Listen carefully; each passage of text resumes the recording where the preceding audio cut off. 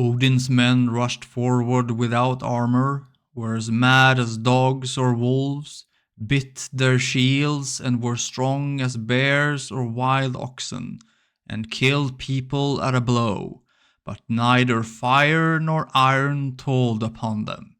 This was called Berserkergang.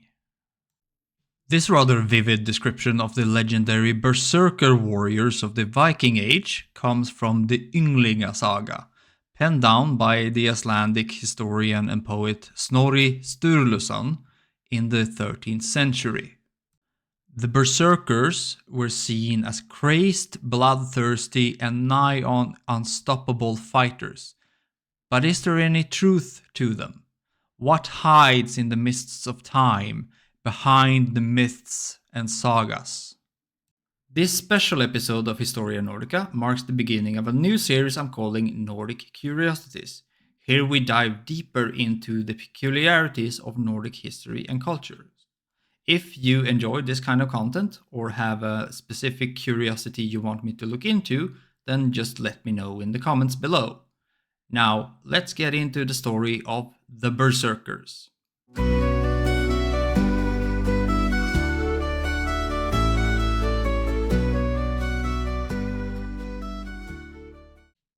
Let's start with the most obvious question. What exactly is a berserker? The word berserker comes from Old Norse and consists of two parts. Ber, meaning bear, the animal, and serker, meaning shirt. The term likely refers to warriors who wore bearskins into battle rather than any actual garments. The term Berserkerganger translates roughly into going berserk, describing the frenzied trance-like state these warriors were said to enter before combat. Berserkers don't just appear in the sagas. They were very real warriors who held high status in Norse society. They often serve as bodyguards for chieftains or jarls and were known for excelling in single combat. They were said to ignore pain and wounds, fighting until they either won or died. In the sources, they're often described as larger than ordinary men, suggesting that only the strongest and most fearsome warriors would become berserkers. There were also other categories of this kind of animalistic warrior.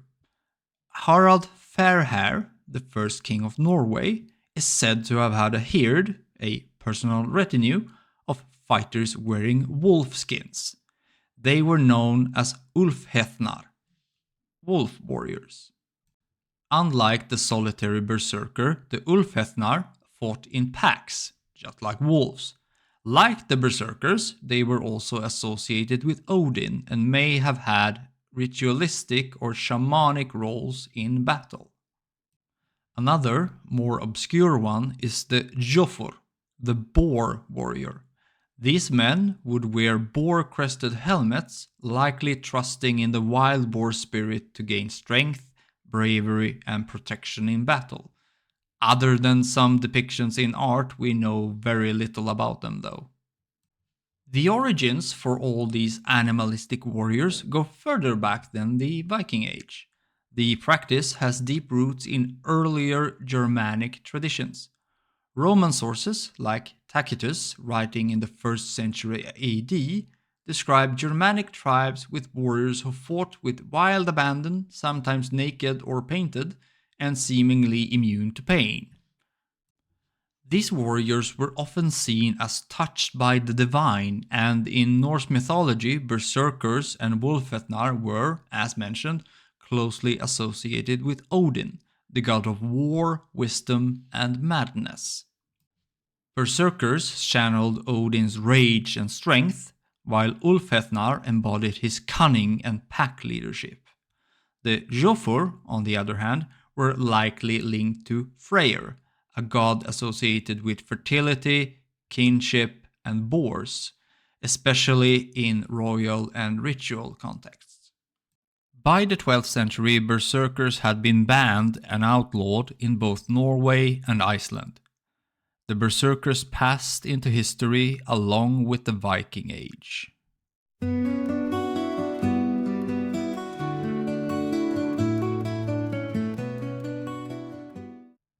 So, how would you enter this Berserker rage? Although we don't know for certain, there have been several theories about this, involving chanting, spiritual possession, psychoactive substances, or even plain old insanity.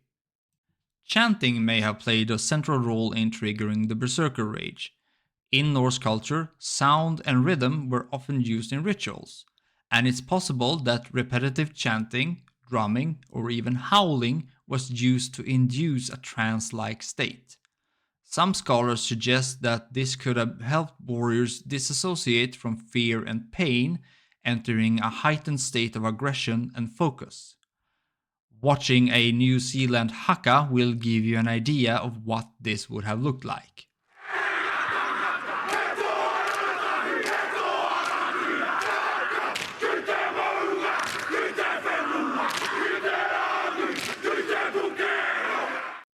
The sagas occasionally mention warriors howling like animals before battle, possibly mimicking wolves or bears in order to invoke their spirits. This aligns with the idea of spiritual possession, where the warrior becomes a vessel for a divine or animal force. We have no evidence for this actually working, though. One of the more controversial theories is that the Berserkers may have used psychoactive substances to enter their frenzied state.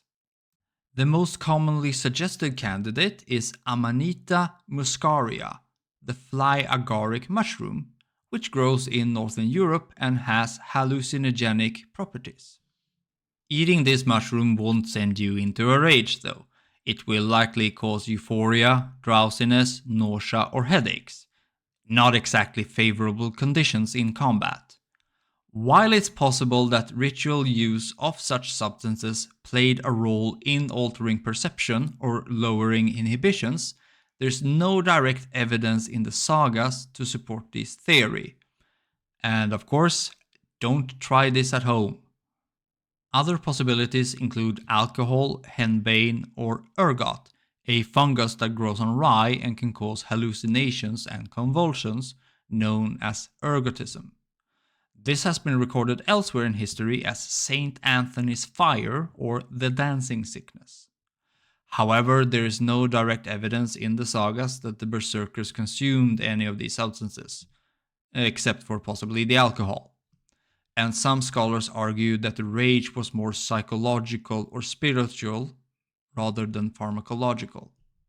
Still, the idea of warriors using natural substances to transcend normal human limits has persisted in modern interpretations, from fantasy games to films, where berserkers are often shown drinking potions or consuming herbs before battle. So now to the insanity plea. The Beserkergang was in some of the sagas seen as some form of mental illness or madness. In Egil Skallagrimsson's saga, we're told about Egil's grandfather, Ulf, known as Kveldulfur, meaning the evening wolf. He got that nickname because every day at dusk he became so enraged that many dared not even speak to him. Ulf's son Skallagrim would inherit this berserker temperament. After losing a ball game against his son Egil and his friend Tord, he would also lose his sanity. He grabbed Tord and threw him to the ground hard enough to kill him. After this, he grabbed his son. Looking on from the sidelines, Egil's foster mother commented, "Are you going berserk on your own son, Skallagrim?" Skallagrim turned his rage against her and killed her, according to the sagas. Another similar example was an Icelander in Grettir's saga, about whom we are told. Every half month a trembling would come over him, shaking his whole body so that his teeth shattered, despite others trying to ease his suffering. With his trembling came a great fury. He spared nothing around him, walls, beams, posts, or people. Even if fire blocked his path, he would walk through it. He tore the paneling and door frames from the house when he could reach them. But once the rage left him, he was gentle and calm again. Whether through chanting, spiritual possessions, psychoactive substances, or madness, the Beserkergang remains one of the most mysterious and compelling aspects of Viking culture. It blurs the line between ritual, psychology, and myth, making it a perfect subject for both historical analysis and creative storytelling.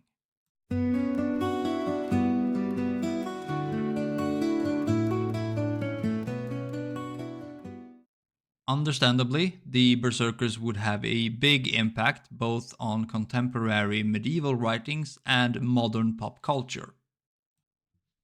At the Battle of Stamford Bridge in 1066, a lone Viking warrior held the bridge for hours and killed dozens of English soldiers before being brought down. His death would only come after the English cheated by moving under the bridge and spearing him from below. While he's not explicitly named as a berserker, his tenacity and relentless axe swinging surely puts him in the same league, even though the story is likely an exaggeration or just a story. This chess piece from the 12th century set known as the Lewis Chessmen depicts a Viking warrior in a berserker rage, symbolized by him gnawing on his shield, a gesture described in the Norse sagas as part of entering the Berserkergang. The fact that this is a rook, the chess piece that can travel across the board only in a straight line but not change direction, is rather fitting for a warrior driven by unstoppable fury. J.R.R. Tolkien took a lot of inspiration from Norse mythology when building his Middle-earth mythos. In The Hobbit, we meet the character Beorn, a skin changer that can transform into a giant bear. In this state, Beorn enters a blind rage, becoming a danger both to his enemies and to his allies. His name also translates into bear. Role-playing games like Dungeons and Dragons have character classes that fit the Berserker archetype, like the Fighter or Barbarian. They often have skills like Rage or Frenzy. These skills or abilities make the character stronger and more resilient to pain, but also more difficult to control, mirroring the Berserkergang. In the 2015 video game The Witcher 3: The Wild Hunt, Berserkers appear as humans that have transformed into bears. Like with Beorn, this leans into the myth that rather than merely taking on the spirit of the bear, berserkers would physically become bears in battle. In the 2022 movie The Northman, the main character Amleth, played by Alexander Skarsgård, takes part in a raid on a town. His wolf pelt garb and ritualistic behavior before battle aligns with the Wolfethnar.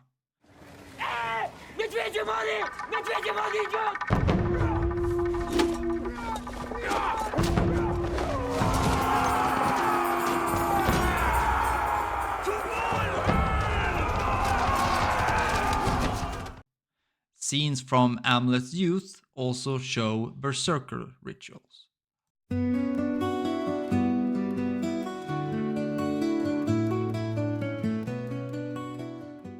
So, were berserkers real? Well, the answer is both yes and no.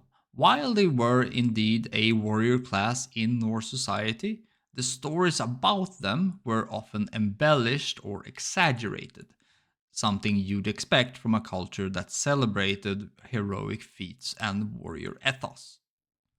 Still, their impact in both their own time and ours is undeniable. We continue to be fascinated by tales of fearless, death-defying warriors wielding giant axes. And when you consider that people like Hathor Björnsson exist, the berserkers might not be as far from reality as they first seem. Thank you for watching.